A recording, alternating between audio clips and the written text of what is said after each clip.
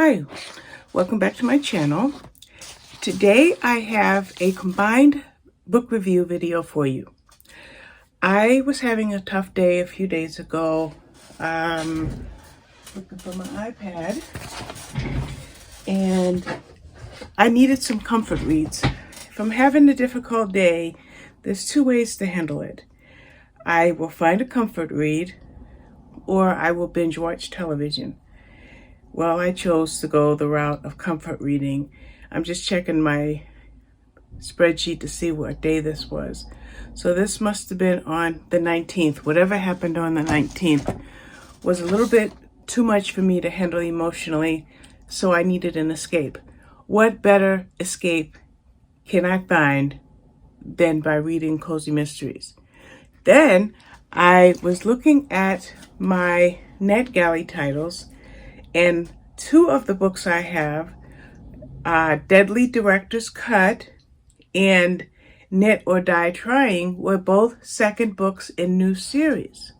So what did I do? Go to my online library and get the previous two books so that I could read all four.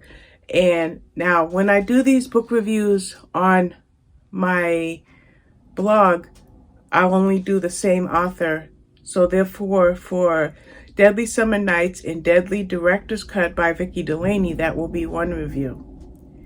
And for On Skein of Death and Knit and Die Trying by Allie Pleiter, that will be one review. So that's two different reviews on my blog. But in this video, we're going to do all four, okay? So I see I got ink on my hand. I had to look down and see what that was. I don't know what I touched that has... Oh, I was changing the ink. Okay. Anyway, so let's talk about what is a cozy mystery and why are they so popular?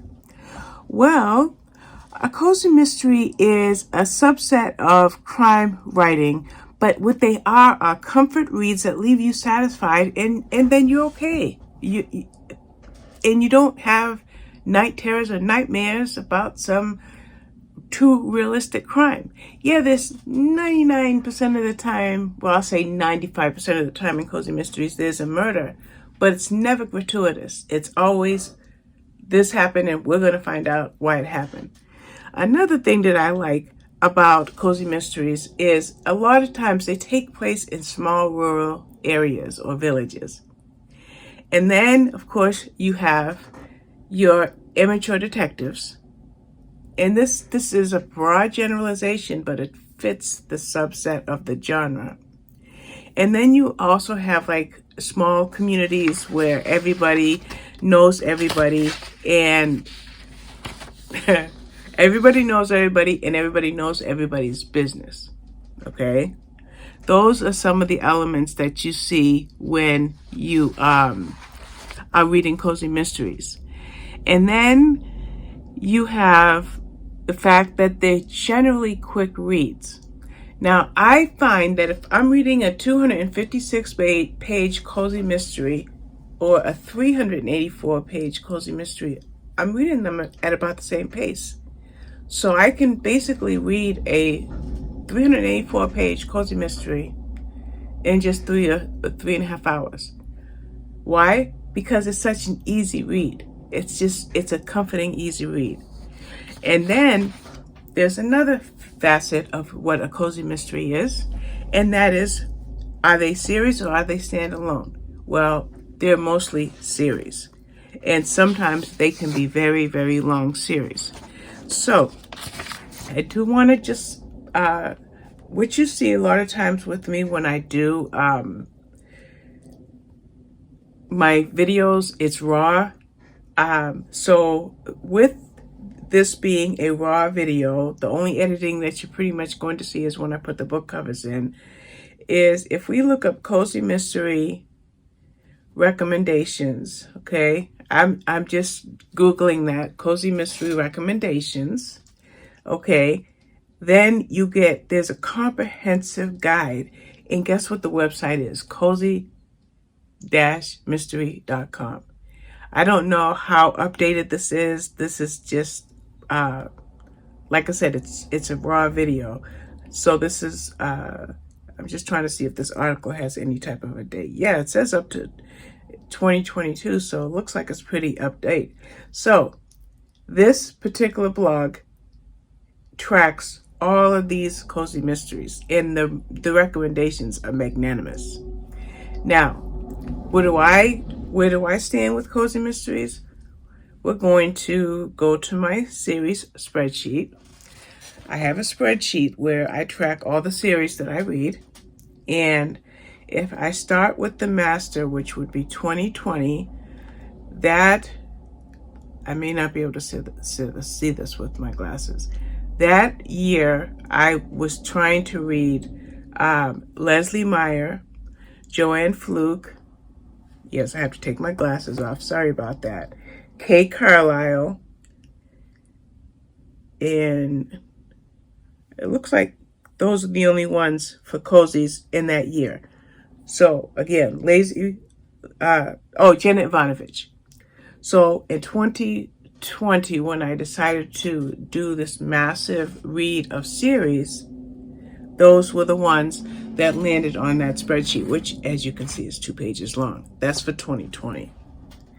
Then we moved over to 2021, and by mid-2020, I read all of the Lucy Stone series, and at that time, okay, this isn't giving me a number. All right, I don't want to count, but I'd say 25 or 26 books. The newest one is Easter Bonnet Murder, which I've already read that. I just have to write that review. So like I said, by the middle of 2020, I was caught up. And then every time a new book comes out in that series, I read it, and then I'm continuing on with that series. As we moved into 2021, for Joanne Fluke, which is orange, I only read for 2021 5, which were Chocolate Chip Cookie Murder, Strawberry Shortcake Murder, Blueberry Muffin Murder, Lemon Meringue Pie Murder, and Fudge Cupcake Murder. And that's all I got done. Laura Childs, which I put down in my planner for 2020, haven't gotten to Laura Childs yet. So then we move over to this year, even more. I haven't color coded this yet. We brought Joanne Fluke back over because I got a few more. As of 2021, I had read 5, but this year I've read Sugar Cookie Murder, Peach Cobbler Murder, Cherry Cheesecake Murder, and Key Lime Murder. So I got a few more of those read. And then for Janet Ivanovich, I got up to Finger Licking 15. So that's 15 of 29. Then I added in some, thanks to my friend Fashawn. And the 2 that I added in were MC Beaton's Agatha Raisin series, which has, I think, 34 or 35 titles. And that's that long column right there. And what I love about the MC Beaton Cozy Mystery series is if you belong to Audible, if you subscribe to Audible, these are all included with your plan. Yes, every last one of them. Then Fashawn is like, Robin, you've got to read C.S. Harris's Sebastian St. Cyr Cozy Mystery series. Fashawn, I have no time. Robin, you have to read it. I have no time. She told me that last year in 2021, when What the Devil Knows by C.S. Harris came out, I got the book, but I knew I wasn't going to get to it. And then we've got one coming up, which is When Blood Lies. It's coming out, I think, in August or so of this year. So I'm like, Fashawn, there's no way. Well, guess what? I'm going to go ahead and do it. So I got the first one, which is What Angels Fear, and that came out in 2005. So that's another series. Then there's two other series that do I have Joanne Fluke twice? No, I don't. The 2 other series is Angela Martin. Now, Angela Martin's, this is kind of a crime thriller, so we're just going to drop that. We're not going to talk about that. And the other one is Linda Castillo, and I kind of think that's more a crime thriller, so we won't worry about those. So that's my love of cozies, okay? And like I said, that website, cozymystery.com, which is a new site to me, I will go through this site because any recommendations are going to be highly appreciated. As a matter of fact, in my comment section, somebody asked me just yesterday if I had read, and I can bring it up, let's see, channel dashboard.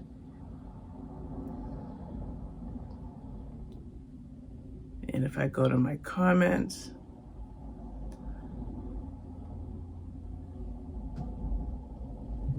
she asked me, I've got to take my glasses off again, have I ever read Death by Dumplings, which is a noodle shop mystery?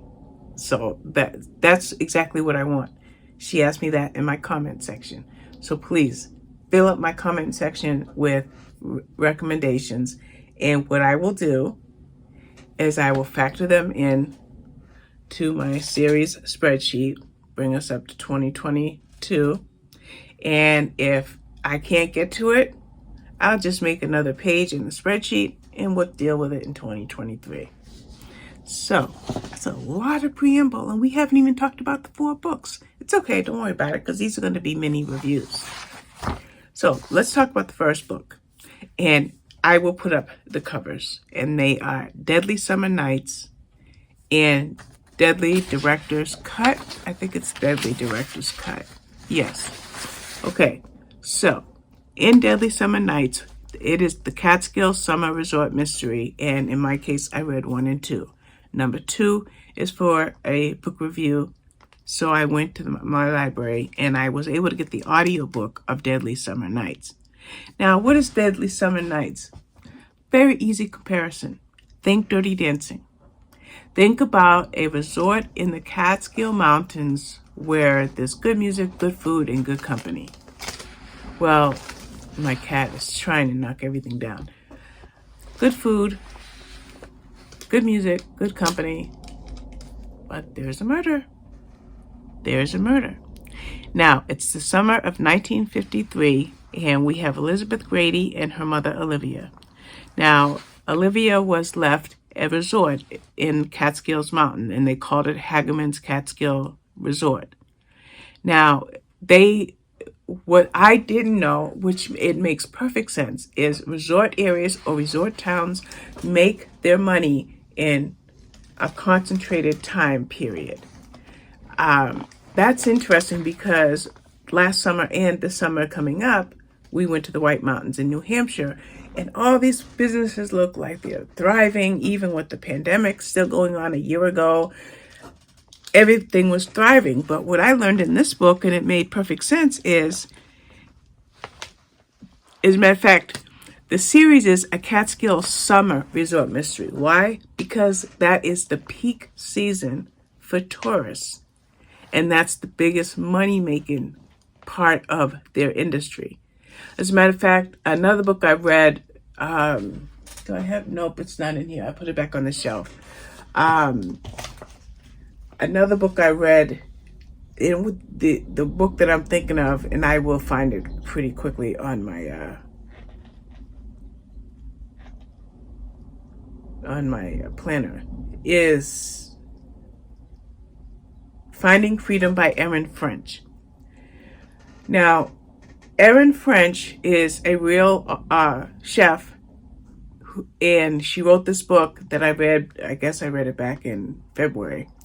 And in that book, she talked about only opening up for maybe 3 months out of the year. And I didn't quite get it. Well, thanks to reading Deadly Summer Nights, I get it. It's the peak, whenever it is the peak season for tourists is when a company makes, certain industry, certain businesses and resort locations make the money. Well, unfortunately, they find a dead man in a pond near the resort. Now, when they find him, he has a copy of the Communist Manifesto. Now, this is 1953, so everybody was afraid of communism. As a matter of fact, if you were considered a communist, you could practically, and I say practically because I'm exaggerating, you could practically get the death sentence if you were a communist. So Elizabeth, who is our primary protagonist in this series, decides that she's going to figure out what went on. And even though she didn't know the guest that died that well, she was going to make sure to prove that he was not a communist and try to find out who the killer was. And that's all that was. Now, that just gave me the introduction to a new series. So as I was introduced to the series, I moved on to the book for review. But Deadly Summer Nights is going to be reviewed on my blog as well. But the one from NetGalley is Deadly Director's Cut. Now, this whole time I will have had both covers up when I edit this. So what happens in this second book? Well, we learn a little bit more about Olivia, Elizabeth's mother. She was a former actress. And when a movie is being filmed at their resort, Olivia is in her glory. But unfortunately, the director of the movie was making enemies left, right, left. Everybody hated him. Well, somebody really hated him because in the midst of shooting their next film on this resort, he was found poisoned. And that is pretty much the gist of that book. And now Elizabeth is determined to find out who poisoned the director. His name was Elias Theodoropoulos. Did I say that right? Theodoropoulos. Yeah, Theodoropoulos. Elias, okay, I'm not going to say it again. But anyway, so Elizabeth is determined to find out who poisoned him, because they're sharing businesses, okay? They could be working with a baker. They could be working with a diner. They could be working with different shops. Well, if this, sorry, my cat. I'm sorry, the cat's distracting me. If Elias was poisoned, it's not looking good for the resort. That's the thought I wanted to get out. So Elizabeth is really invested in finding out what happened, because she can't have guests dying of poison. And then what's more is the path from beginning to end. Who wanted Elias killed? What were their motives? Obviously the method is poison, but how did they get the poison to him? And does it have anything to do with her kitchens, her staff, her neighbors, and the other businesses around them? So that's just that one. And these are brief reviews, so I'm not going to go any further. Now, remember, I decided to read these cozies because I was having a tough day. So what did I do? I went on to the next one. This was On Skein of Death. Now, this is a Riverbank knitting mystery series by Allie Pleiter. Knitting, okay? Can I get to it? Yeah, I've got a crochet project right here, okay? So I like my yarn, okay? Well, this book is all about knitting. Now, I love these books, and I'm putting the covers up. On Skein of Death, or what is it, Knit or Die Trying? Notice the word die is D-Y-E. Okay. Now, we have Libby Beckett, who has a yarn shop. And guess what she calls her yarn shop? Y-A-R-N. That's the name of the shop. Y-A-R-N. It's not yarn, it's Y-A-R-N. And what does it stand for? It's an what did I say, acronym, I guess, for You're Absolutely Ready Now. The thing is, Libby will change that acronym based on whatever's going on around her. Now, I love Libby. She's very, very easy to get to enjoy as a protagonist in this book. But in this series, we have a Norwegian knitting celebrity named Pearl Laniger. I'm having trouble with some of these pronunciations. Langager, who was killed. And now Libby feels like she has to solve whatever happened. And then there's a mayor of Collinstown, and the mayor tells us that the fact that there's a mayor and they interact in this book, there's definitely a romance. So it's a cozy mystery with romantic elements. Okay? What else can I tell you about On Skein of Death? Well, Libby's mom. I loved their relationship. And I may segue a little bit into book number 2, but I loved their relationship because there were times that Libby was really stressed out And she would get a hug from her mother, and that hug would make her feel so good. She felt like she was a child in need of that strong support. And I just was looking at my mom's picture, okay? I was just looking at my mom's picture. I lost her about 20 years ago. So that's one thing I love about this book is Libby's relationship with her mother. Now, I will say this. She loves her mom to pieces, but they could never live together. Libby's an adult. She needs her space, and she wants her mom to have her space. I like that about these books. And then we have the fact that Gavin, the mayor, well, Gavin and Libby have a past. But now, as adults, Gavin is the single father to Jillian. But you can see the sparks flying between Gavin and Libby. As a matter of fact, you have Libby's mom and Gavin's daughter, Jillian, playing matchmaker. And then, of course, you have Hank. I don't know if he's a bulldog. What is Hank? I don't remember what breed Hank is, but Hank is Libby's dog. And I will look at my book to find out what breed so I can incorporate that in my written review. So we have Hank. And, you know, that is something else about Cozy Mysteries. Most Cozy Mysteries have one or two things: food or animals, food or pets.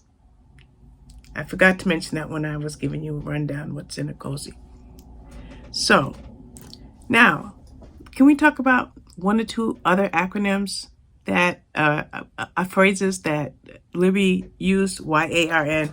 How about this? You are really nice. Or you are you are raving now. So yarn stood for you're absolutely ready now. But she has a blackboard in her yarn shop, and she changes the meaning of the word, or the acronym. I love that. I love that. So that is the first one, which is Skein of Death. And then to end this review, I tell you, working around cats is not easy, guys. Then we have Knit or Die Trying. Now, of course, you know, you have a play on words here, because die is DYE, as I mentioned already. Now, what's going on here? It's springtime, and now there's going to be a food festival. Now, in the first book, there was a yarn festival. Now, in this one, there's a food festival. And Libby has a yarn event that she wants to use because she has a different type of yarn that she thinks will sell. Unfortunately, in the dyeing process of a certain type of yarn, there's someone named Julie who gets killed. In fact, it was kind of due to protest because of how strong Julie's views were. Now, Libby doesn't want either the food festival or the yarn event to come crashing down. So what does she do? She decides that it's time to catch a killer again. Hey, she already proved a depth to it in the first book in the series, so why not now? Okay, and like I said, you know, you got the great characters. You know, you've got Libby's mom, Rhonda, you've got Jillian, you've got Gavin, you've got other friends, and it was just a really, really fun read. And, you know, I want to tell you something. When you're having a bad day, make your decision about what you're going to do with your day. I could have just turned, because I am so far behind on about 5 TV shows that I like. So I could have spent that day in bed. But nope, I read 3 books one day and the other one the next day. And I pretty much came out of my funk. So that's it for Knit or Die Trying, On Skein of Death, Summer, what is it? Deadly Director's Cut, and Deadly Summer Nights. So as I close out this video, I will pop up both of those double covers. So that's it. Hopefully this will be something that I can do, doing combined reviews and telling you why books appeal to me and on what level. So that's it for now. Bye, everybody.